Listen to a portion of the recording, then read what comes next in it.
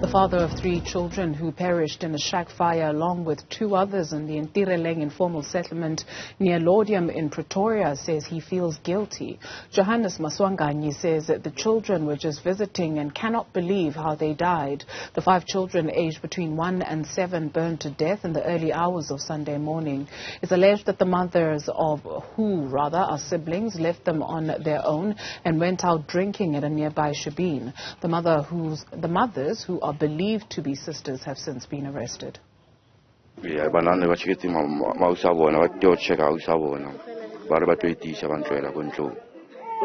So when about phone it's in Koblella Horebana Bachetigam? Banda Tide Furugam past 3. But don't put one of a shadegam. How fitlamo fitle Holeang?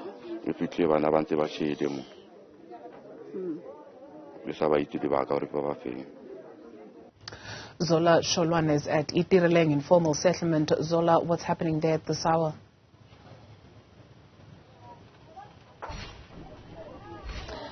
Well, Dudu, right now we still have officials coming to see the scene.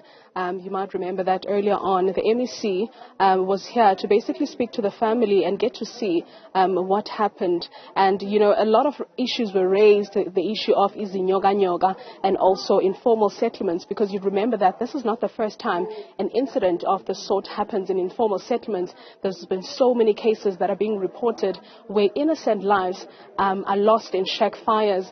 Now, as it stands, the 2 mothers are being apprehended by the police and are expected to appear before court this week. And I'm joined by the CPF chairperson, who basically says that they want the police to be harsher on these 2 mothers, because what they believe is that there's an issue of negligence here, because the youngest child, Dudu, that was found, the body that was found was actually a 2-year-old. So thank you very much for your time. When we spoke to you earlier, you mentioned that you and your team want the police to be harsher on these 2 women. Absolutely. We feel what happened, loss of lives, innocent kids, and we had a meeting in terms with the rest of the team, and we believe that it's too often in informal settlements this kind of things are happening. We had last month a fire. Fortunately, nobody passed away. Early in the year, we had a young boy electrocuted. And, you know, I think the message must be strong.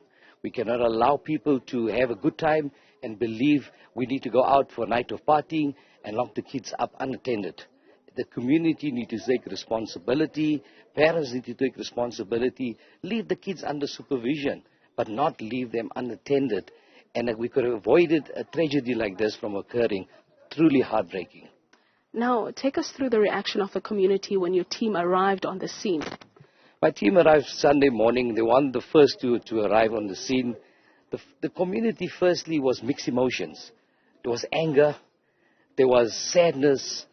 It was a whole host of things. But I think more on that morning it was more sadness in terms of shock and disbelief of kids burned beyond recognition. I mean, I spoke to one of the neighbors. He said he grew so fond of the kids. Those were his friends. What is he going to see now this morning? The kids are not here. So I think firstly shock, disbelief, and furthermore anger. People are angry. And they spoke to me here. I've spoken to various people around here. And they said, what are you guys going to do with those people? What are you going to do? Now, let's speak about the issue of illegal taverns that are operating throughout the night in such areas.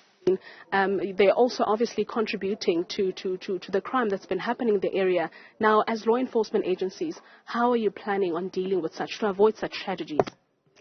We obviously going to have to go back to the drawing board.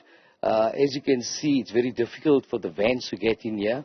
And, you know, obviously we're trying to get more of the community to assist us in terms of whistleblowers, to tell us, give us leads.